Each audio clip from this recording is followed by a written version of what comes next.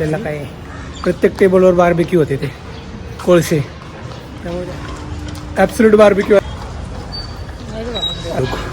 कधी कधी मला असं भारी वाटतं की आपली लाईफ भारी आहे, नशिबाला ते. ब्रेकफास्ट मध्ये आहे उपमा. तुम पास आए, चुकलं, तुम पास आए यू मुस्क.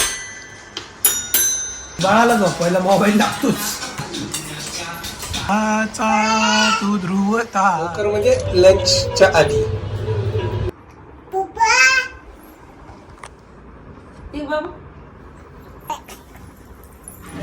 जास्त जुना